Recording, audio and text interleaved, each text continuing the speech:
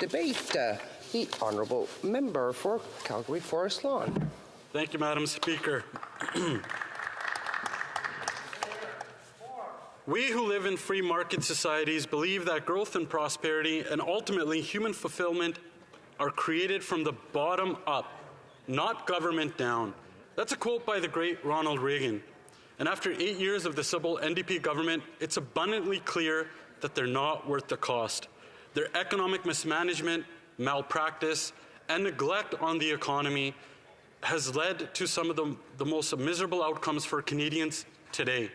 I mean, when you have a Prime Minister that says budgets will balance themselves and doesn't think about monetary policy, but is the same cause and effect of that monetary policy and the misery of Canadians, it truly shows that they have absolutely no idea what they're doing today. And what's happening because of that cause and effect is that Canadians today are more reliant on the government. And whether this is intentional or not by this Liberal-NDP government, at the end of the day, it's the pain and the misery that Canadians are facing that is making what we used to know as the Canadian dream fade away. And whether your family has been here for generations or you're working hard to become a Canadian citizen, more and more it's clear that that same Canadian dream is gone.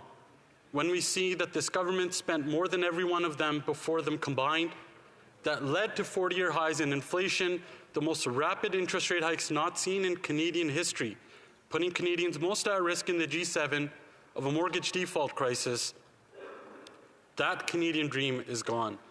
Everything is up in this country. Rents, mortgages, food prices, the debt, taxes, everything is up. It's sad that the only thing that's truly down right now is the economy. And it comes back to the cause and effect by this Liberal-NDP government that doesn't think about monetary policy, but is the cause of that monetary policy. And everything feels like it's broken.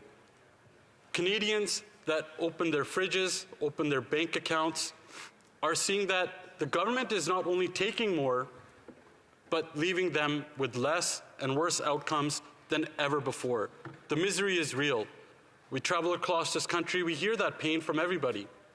Because when the government is taking more, it means they're taking more from somebody, and that is more from Canadians. Their paychecks are shrinking. You throw on a job-killing carbon tax scam on top of that, that's not only making the cost of food prices go up, but it's also taking more away from Canadians on their utility bills, from when they're filling up gas, just to do everyday basic necessities.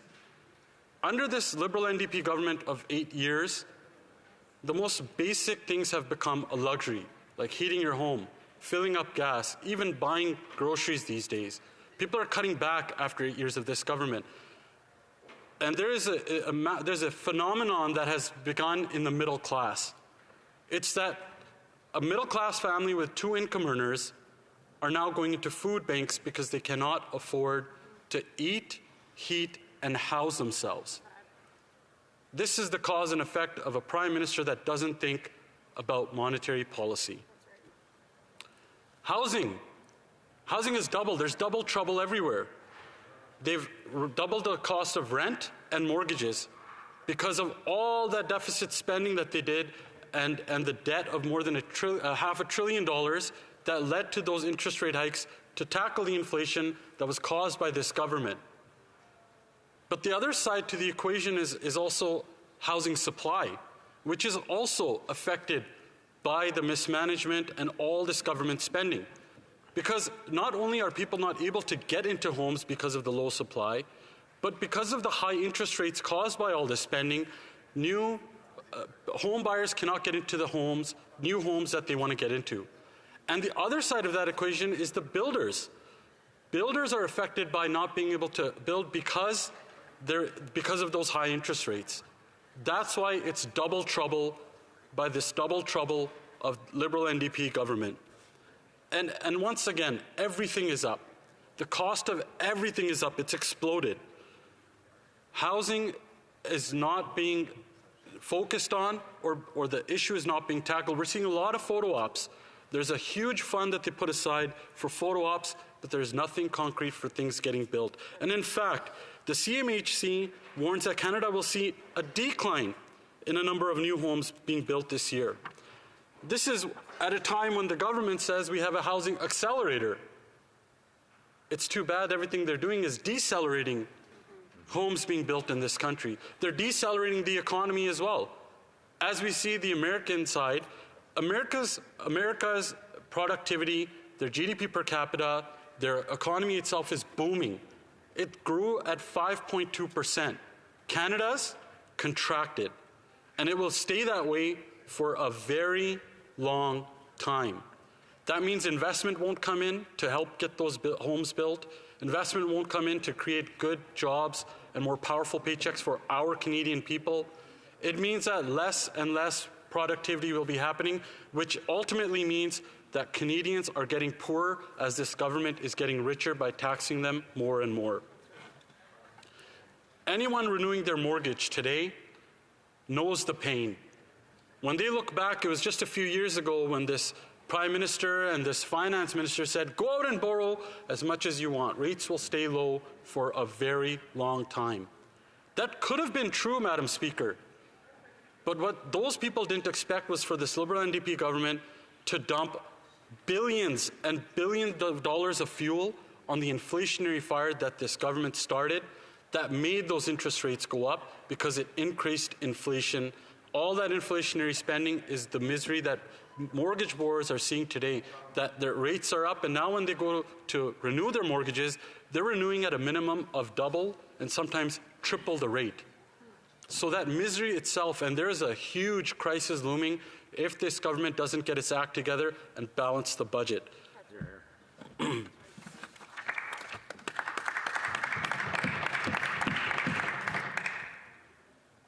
The dream of homeownership is dead. When 9 out of 10 young people are saying that that dream is gone, they will never be able to afford a home. Unless someone's parents are rich or they owned a home, it is impossible for anyone else to own a home today, all because of this economic mismanagement. We see rents are up, and this is causing more people relying on rent and not being able to afford homes. The rental market is booming, but it's also suffering. Anyone who's renting today would have seen their rent double, and that's just after 8 years of this Prime Minister. Can you believe that, Madam Speaker? It just took 8 years for all this misery to come to fruition.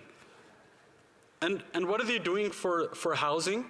Well, they've created billions of dollars of photo op funds that they keep re-announcing, recycling, and that's all that they have.